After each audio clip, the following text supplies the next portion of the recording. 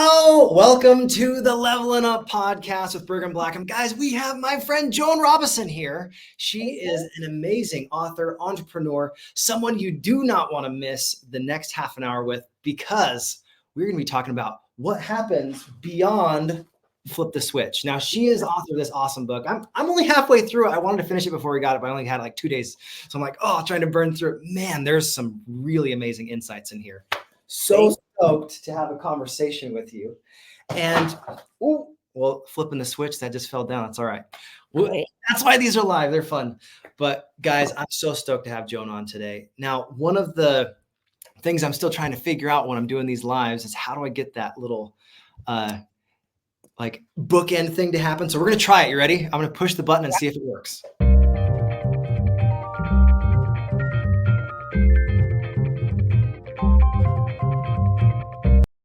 Sweet, it did work. All right. Ooh, that's fancy. I love it.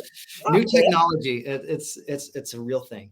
So, Joan, thank you so much for being on today. Let's start off with how do you talk about what flip the switch is, like in a general context? If someone's never read your book, what is flipping the switch? What does that mean?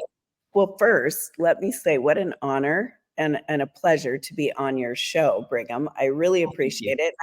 I have to tell your audience, and for those that are watching, Brigham and I have been at some different, masterminds and things like this, but you really came to my rescue that one day. And I just thought, hey, gosh, if it probably wouldn't have been for you stepping out of just the comfort zone of doing your own thing and really I'm going to be of service is what I really felt that you did, because we didn't know each other that well. Yeah. And you really helped me when I needed some help. So I just want to say thank you. And also it's really a privilege to be here. Okay. So now, as far as flip the switch, say that question one more time. So what does flip the switch mean? I know you've got a whole book on it, but for our audience that has never heard of this concept or idea, what does it mean to you? So really, let me just explain this, because it's kind of flipping the switch really just means from going from the dark and flipping the switch and turning on the light. That's really kind of the way that I like to just share it, just keep it simple. Yeah. But if we really break it down, the darkness is really emotions of fear, doubt, limiting beliefs. And the light is of God, of joy, of peace, of gratitude, of all those things that make you feel euphoric and elated and your true sense of essence. So, but I do have to say this, back in 2000, when, all of these things started transpiring in the world that were, a little bit different from what we'd been experiencing. I was called really to write a book. And I remember thinking, I won't go into that whole story because it is kind of a long story, but I remember thinking, well, what am I really going to write about? And the truth was, I had recognized that so many people on my team, clients that I worked with, there was just this huge blanket of fear. And I just remember I was in prayer one day, and it was just like God spoke to me and said, you know what? I need you to help more people out of fear. And then within me kind of going, yes, okay, I'll do that, then things start showing up for you. Yeah. Right. So I want all the listeners to know that when you begin opening space for those gut intuition, kind of those things, it's like, that's kind of an odd idea, right? As I opened up space, things started appearing. And then we have a visitor. I love it. Yeah, this is my cat, Maxine. She does this every Zoom or anything I'm on. She likes to be a part of, just so everyone knows. Excellent. Hello, Maxine. So at any rate, what I will say is, as I was called to write this, like I said, things started showing up in my kind of world. Someone invited me to a podcast. It happened to be a podcast on writing a book. And I'm like, why am I here? All these different, what we would call synchronicities. And it led me down that path to write the book. And here's what I'll say, Brigham, is I was always helping people go from problem to solution. Mm. But I think really the book is it's a portion of my own story of going from some of my own fears and darknesses into the light, and how that transformable change not only impacted me, because of course it impacted me, but what I think most people don't realize is how it impacts all of those around you. Yeah. So when we're not in great places, that also affects all of those around you. But what I found was that the majority of people stayed stuck in limiting beliefs and fears because they didn't have the tools to get out of it. So I don't know if that answers your question. It's kind of long-winded on my part, but that's really how the book came about. And then from there, boy, a lot of additional things came. And I think you got my cards. People love those cards. You got them. Yeah. And those are just like, 30 seconds and you can flip the switch. So when people become more aware that they're in that fear-based place or in the dark, then and only then can we really do something about it. For sure. Yeah. Now, one of the things that I love so far, I'm like 90 pages in or so. One of the things that I really love is you have examples of like, here's a low frequency word. Yeah. Here's a high frequency word. And I love that because when you start to choose empowering words, things that help you resonate at a higher frequency, you are creating opportunity for yourself in your mind and potential. Whereas if you're using low frequency language, it doesn't inspire. It actually lets you feel like you're stuck in the dark. So when you talk about high frequency words, what is some high frequency words or examples that you've had since you've written the book? Like something that's like not even in the book. It's like, what's beyond it? Yeah. Well, first, I think what's really important is to understand, again, awareness is the key here. Okay. So for those of you guys that are out there listening, maybe you're taking a note or two, write that word down, awareness, because you cannot change what you're not aware of. So I like to keep things super simple, right? I mean, so simple that I can even teach this to a fourth grader. And literally I have grandchildren, and my little granddaughter, actually, she stayed the night with me last night. And I said, now listen, Gigi has a meeting in the morning and, you're going to sleep. She always loves to sleep in. But she kind of woke up when I woke up, and I said, you know what? I want you to lay back down. It's really early. And she said, can I do a meditation? Because that really uplifts, right? But here's what I want to say. When we're aware, only then can we change. So this is how simple I like to keep this. All right. Oh, I just got off track here. See, when we're live. When you're aware, you said that's where you keep it. But I was just about ready to give you an example of something around awareness. What was it? Tell me, can you remember what you first said to me? And then I went off to the grandchildren. Oh, you're good. So it's just this whole idea of, as of right now, how do you use that high frequency type of verbiage, that language that opens up your mind, flips that switch? And what have you learned since you've written that book? Yep. Okay. So this is what I want. This is where I was. So you have to be aware. And when I said I like to keep it really simple, this is what I want to ask those of you out there listening. In order to understand what frequency, what energy that you're on, you just simply have to ask yourself, how do I feel? Okay, that's it. So if I'm not feeling good, then I get to start asking the question, well, what has me feeling this way? And it might be like, oh gosh, I stubbed my toe. And then maybe that little bit of got me in a little bit of a mood. I mean, it can be anything. It could be, you know what? I just cut someone off in traffic or they cut me off, right? So the question really becomes, how are you feeling? Because if it's anything less than good, you're operating below what I call below the belt, right? You're operating in these lower vibrational frequencies. And I guess really words have impact, but they have impact and meaning based on what we give them. Okay. Yeah. So, a lot of people will say, well, if you say these words, these are taboo words.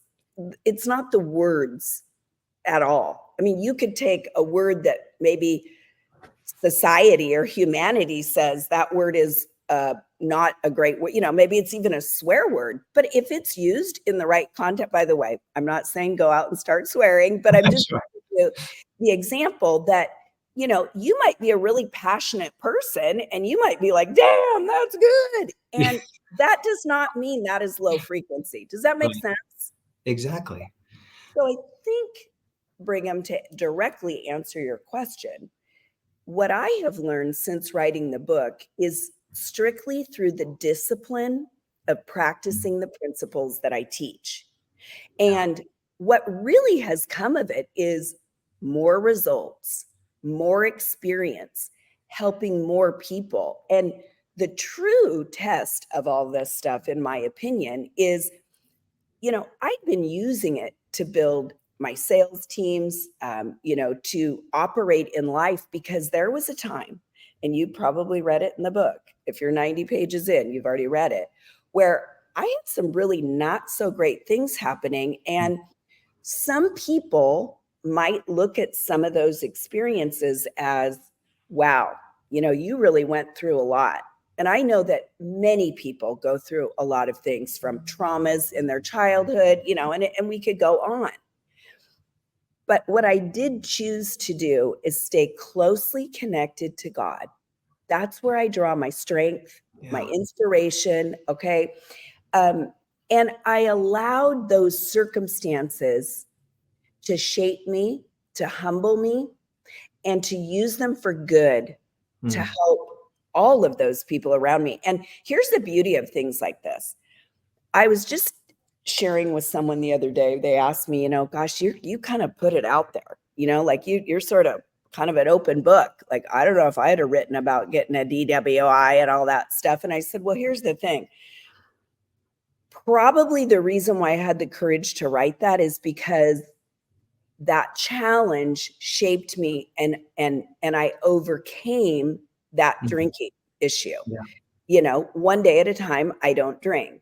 And that's been hugely life-changing, because remember what I said in the beginning, if you're not aware, you can't change it.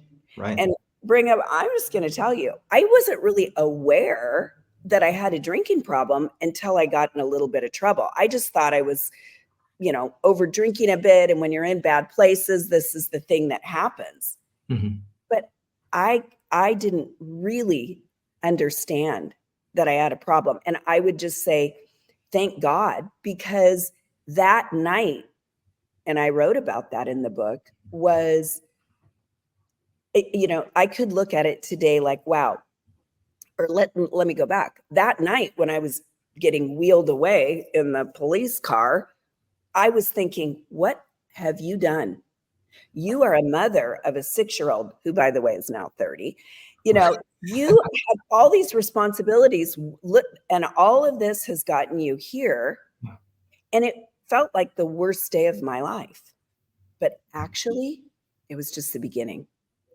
It was just the beginning of me writing a new chapter, writing a new story, and understanding that I had the power to do that. I love that. Overcoming any challenge, everybody has challenges in their life, but overcoming any challenge, it's in that moment where you get to make a decision. Am I going to stay on this path and get these similar results and keep myself in handcuffs, or am I going to liberate myself, change my reality by saying, enough's enough. I want to be different. So I love that. Thank you for sharing. It's getting really vulnerable to share things like that, but I love that you're sharing a scar, not a wound. And I like the differentiation, because a scar is something that's instructive. It can help somebody, but it's not still bleeding, right? That's right. You've got moving. And, I love that you even brought that up. I talk about that a lot with team members, because, let's just pivot one little bit. I want to say this because this is really important. And I think, many people know that as we continue to build businesses on social media, we want to attract attention, right? We want to. I mean, that's the currency, right? Attention. Yeah. But many people do it through the wound. Yeah. And I would just say, as a suggestion to anybody here, people love to know the story, but they really, truly love to know how someone overcame the challenge, because what happens is I'm listening to it, you're listening to it, the viewers are listening, and they're going, okay, if that happened to her, I have the hope that I can also get out of it. And I want to say one last thing. People ask me this a lot. This has been a journey. It's not an arrival, right? Like I haven't arrived, I think we ever arrive, right? It's always a process. Right. It's a journey. And through the journey, I have learned so many things about learning how to enjoy it and lean into it, because I was not that kind of person, not in the beginning. I was always going, I'll be happy when I can get this, then I'll be happy. When I can get that in my bank account, okay, you know what? Then that means success. And you know what I realized? This is something else. It's big. I feel like I need to lean in. Go ahead. Yeah. I realized that it's not about the goal, and it's not really even about the destination. It's about who you become along the way. And I think most people, are like me. If you're not aware of some of these things, you just kind of think that life is happening to you instead of for you. And, if you don't have tools, it's just conceptual. So you'll notice like my book is chock full of tools. So literally, if somebody picks up my book, they've got stories, they're going to know about, how I came from here to here, but they're also going to go, okay, wait, I can do this too. Yeah. I can catch myself in these fear-based places knowing, I don't feel very good. And I can do anything. This is a clue here, by the way, anything to make me feel better. So let me give you an example. Let's say today I woke up and, I don't know, maybe I'm thinking about a thought from yesterday. Yeah. Okay? So to me, that's like looking in the rear view mirror, and it's kind of hard to drive from the rear view mirror. But let's say I had a challenge yesterday and I'm kind of focused on that. Like, oh, that. Okay, now I know I'm below the belt, right? Because it doesn't feel good to go back there. Now, most people would think, well, just change the thought. But it's not always that easy.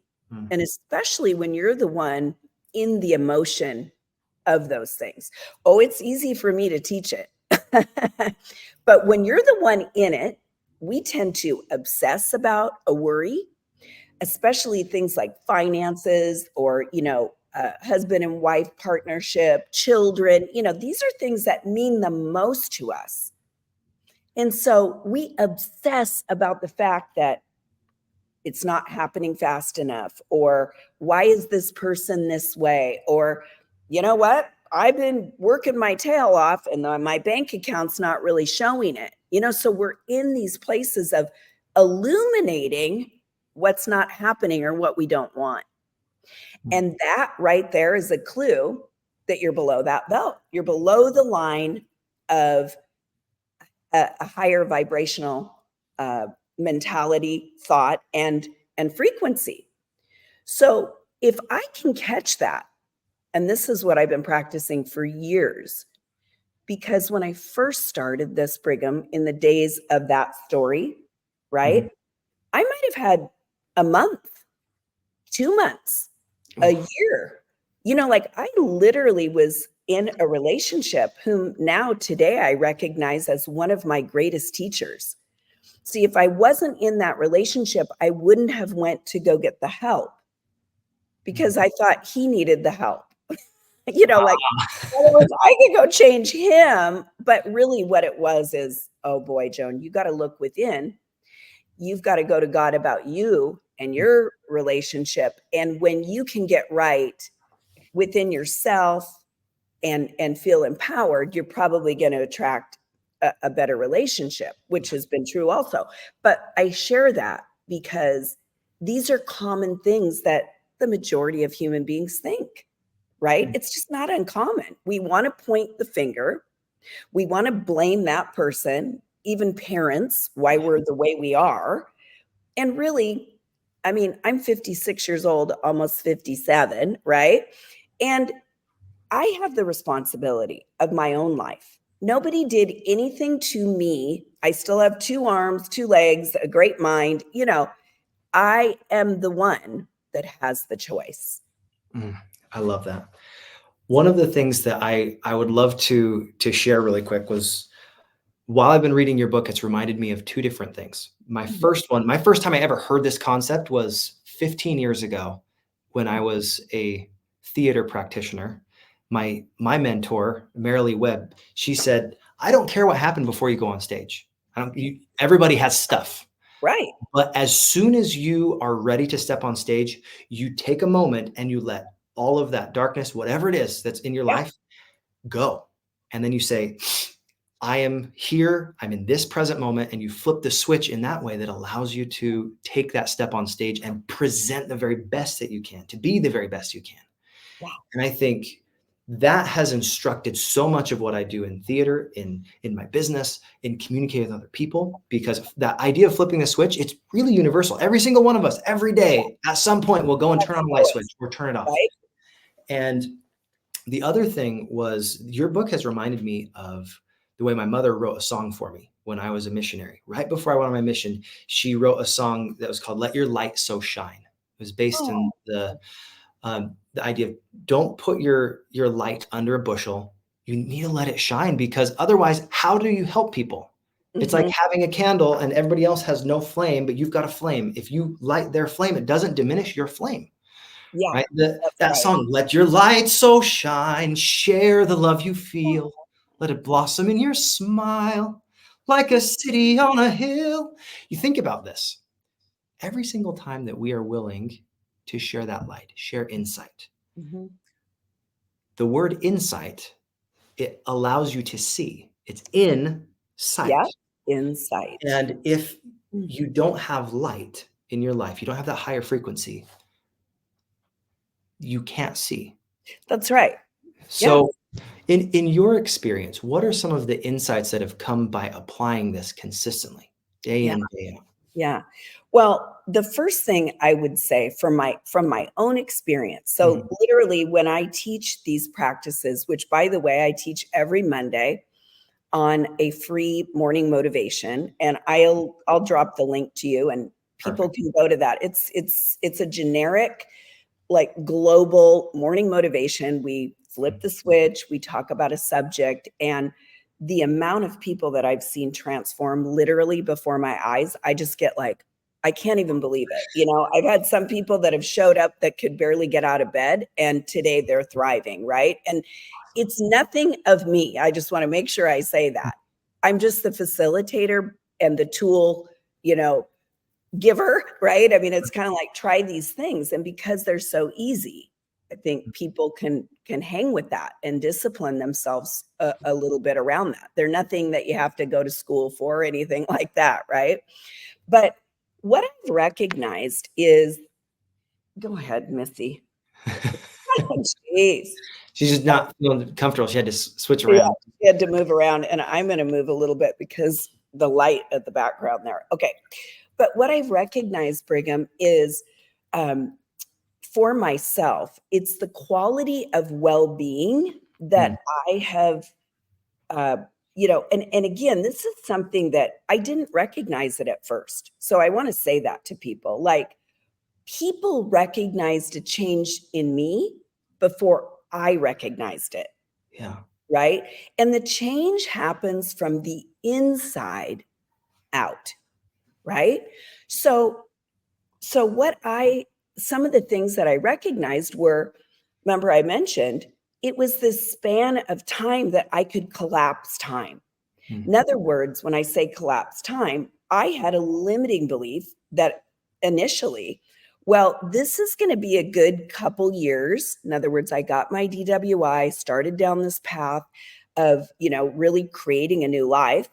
I joined a network marketing company that to this day, I will say every little move in my life as I look back is so divine, right down to the exact money that I had in order to buy my first place, right down to me writing out what I wanted.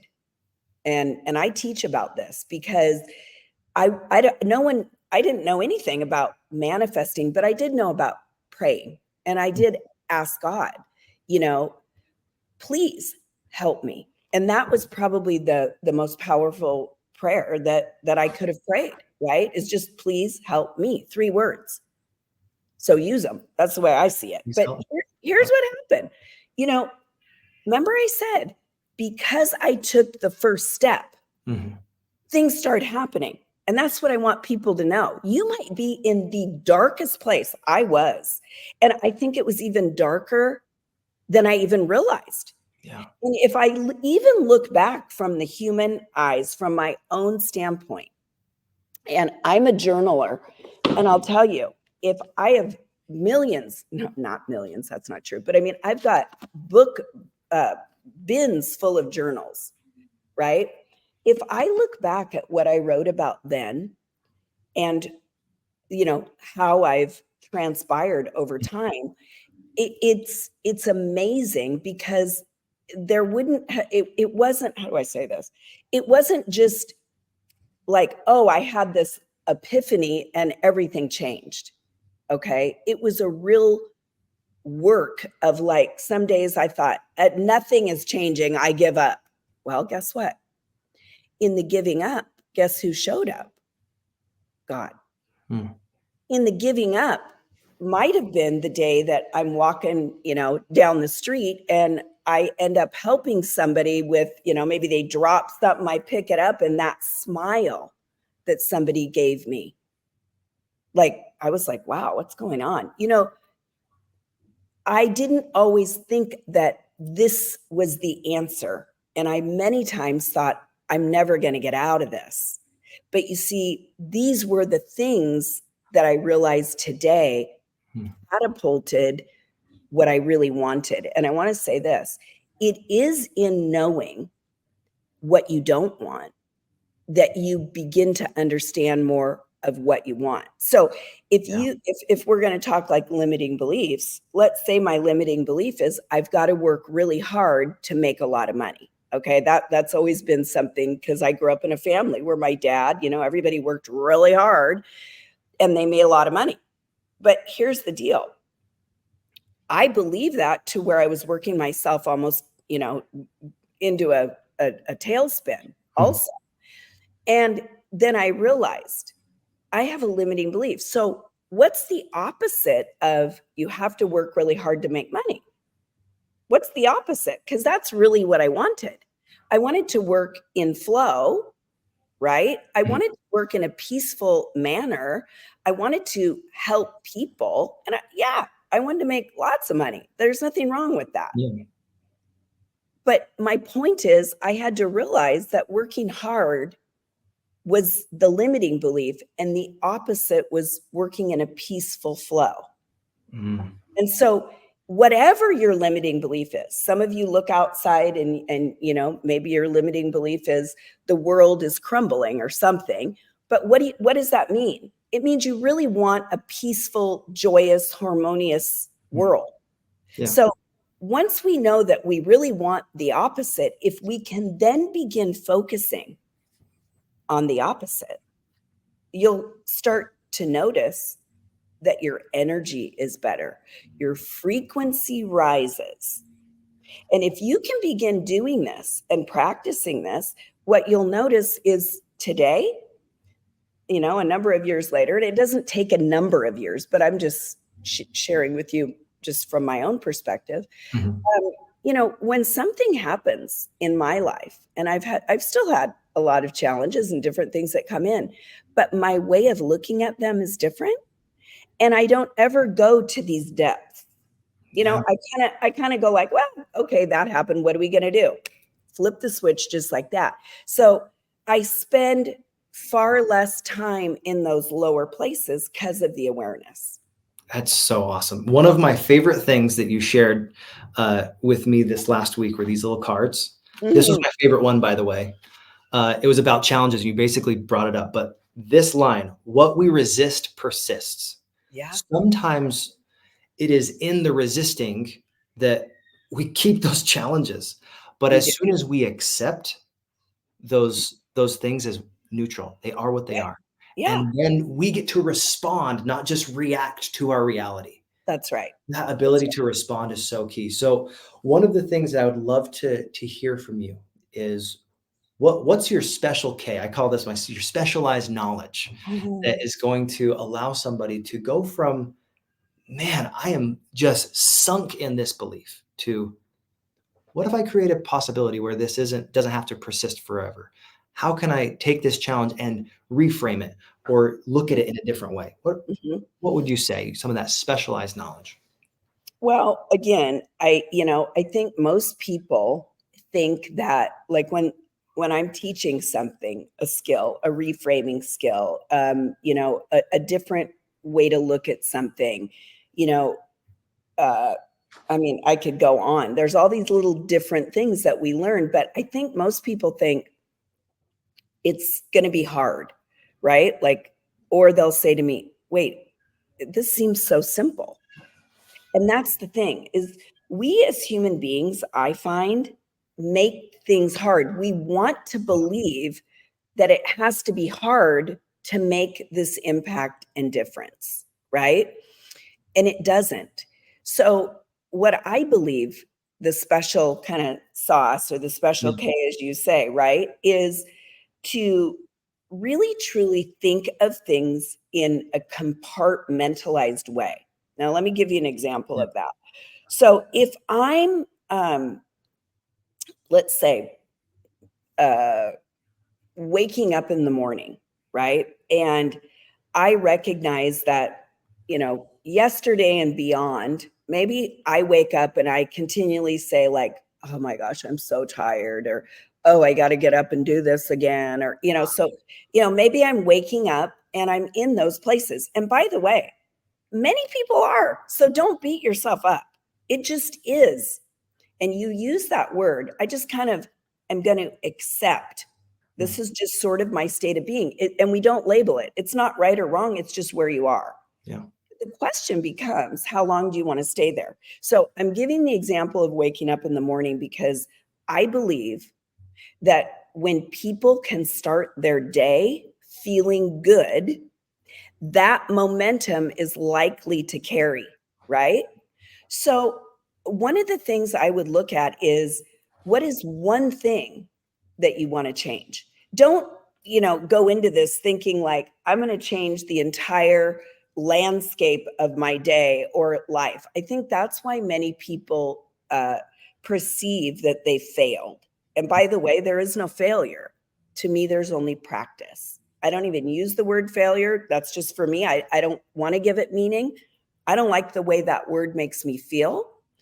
And being an entrepreneur, I guess every single day I'm realizing that I can tweak and try this new thing and I can make this better. I know you get that too. So, why am I going to want to put failure on something until I perfect it?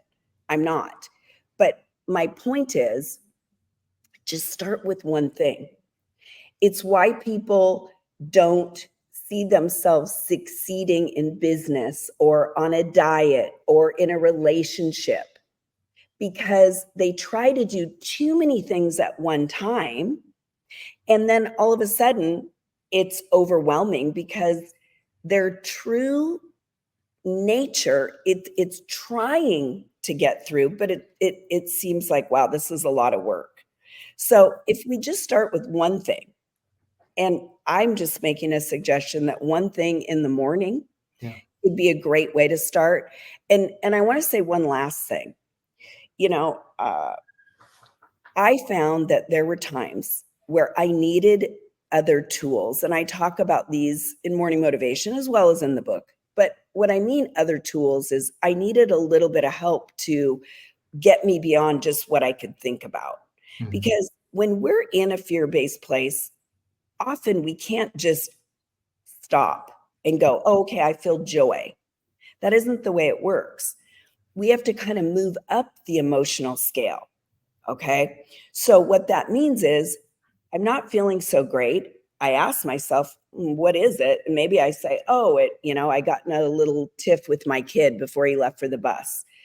Okay. I'm going to send Johnny some love. Okay. Now I'm up here. And then, you know what? When he gets home, we're going to have a little, mom and son sit down over a, banana bread or whatever it is. Yeah. Oh, okay, now I'm feeling better. And now I'm going to visualize having a nice conversation with Johnny and blah, blah. Okay, now I'm up here. You see, that's how we move up the scale, by being optimistic about the next move and the next move and the next move. But you can't feel higher than you think. So if I'm feeling this fear stuff, right? I can't all of a sudden begin thinking about joy. That isn't how it works, right? So those are just some of the things. And I'll say this, like there's been many times in my life where was writing my book. And I realized in writing my book, I realized that procrastination was disguised fear. Now, I would never have known that. And I also kind of when I was in, high school and college and, I was a little bit of somebody that would procrastinate. And I always thought, oh, that's kind of a bad thing. I'm sort of a last minute Rosie. But you know what I realized when I was writing my book is I procrastinated because I didn't know where to go from there. In other words, I'd sit down to write and I was like drawing a blank. So I would get up and go clean my kitchen. And pretty soon my kitchen was so darn clean.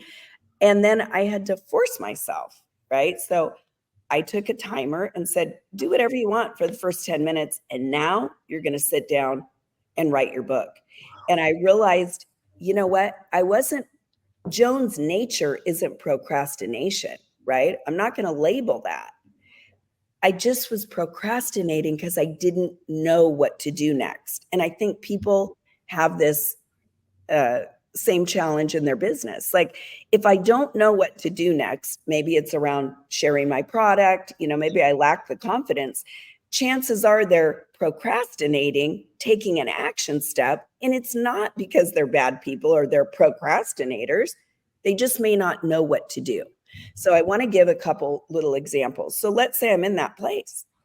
Well, you just want to do anything that makes you feel good. Yeah. For me at that moment, it was cleaning my kitchen, or maybe it's getting up and, grabbing a nice glass of iced tea or a coffee or whatever it is. Maybe it's just taking a quick loop around your block. It's anything to disrupt the pattern of thinking. And by the way, the fastest way out of fear is action. Yeah. So it doesn't mean that you're like, I'm in fear of, let's just say, making outbound reach outs. Let's just say I'm in fear about that. It doesn't mean go make the outbound reach out right at the second. It means get up and do something other than what you're doing.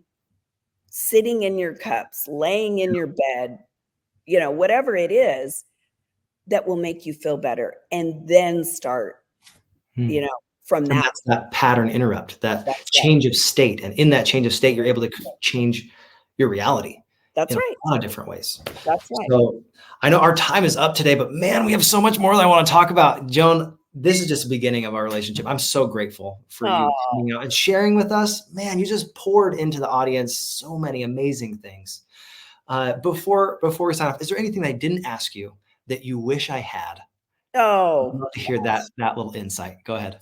I mean, I just want people to know that you can be in some of these really places that you think there's no possible way out of.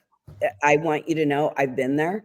And, I've even had like 3 parents pass away. And I know, Brigham, your mom passed away, and I just, my heart breaks for that. It's hard to lose parents. And I was so close with my parent, with 4 of my parents, right? And, you know, I learned through that time to look at, instead of the missing of the parent, which I do, but what I mean is, you know, I learned to look at all the good that came and the gifts that came from the relationships. I learned how to feel my pain. Meaning, we're not going to tell fear or your pain to not exist, because that isn't reality of the way that the human works, right? I learned to be in acceptance that I feel this way and it's not right or wrong. But I also can compartmentalize that and then go into another chapter. And it might be, maybe it's my work, maybe it's playing with my grandkids, maybe it's, you know, being a friend to somebody. And I can leave myself and focus on helping somebody else. And I think that that has been the biggest gift over the years that allowed me to go from kind of self-centered and self-absorbed in my own cups, my own problems, because we all have them. Oh yeah. To, you know what, I'm going to go help someone else. And that literally was a mantra that I had. My feet hit the floor every morning, and I always think, who am I going to help today? Bring them on. So Love that. And yeah, dropping the ball of wisdom. So grateful. Thank you so much, man. I appreciate it. Joan, how do people find you online so that's easy for them to go and connect? Yeah. So I think, you know, instant message me and Facebook, Great. you know, Joan Nielsen Robison. You could drop that in the chat. And then again, get on to morning motivation. You know, I've been doing this since before Zoom was Zoom. We used to do freeconferencecalls.com. And, you know, if you're somebody that needs that pick me up, that lift, and then also my website, joanrobison.com, where you can get the book and the cards. And I just want to say thank you so much for having me. It's just been a pleasure. And I love that this kind of subject about raising your vibration and understanding where your true power really comes from was special to you as well, Brigham. So thank you. I love it. Thank you so much. And guys, with that, we're going to end our call. But once again, thank you, Joan, for all you do. This last little idea of just Ishin EE, one focus and one result, one meaning behind it. When you are focused in doing the things that matter the most to you, man, your life, your reality is going to start changing. I'm so grateful to have Joan on today. And guys, with that, I hope you keep leveling up your life every single day. Find those little things, those little dominoes that will make the biggest impact for you. Go out, and if you want more value, hit that like and subscribe button.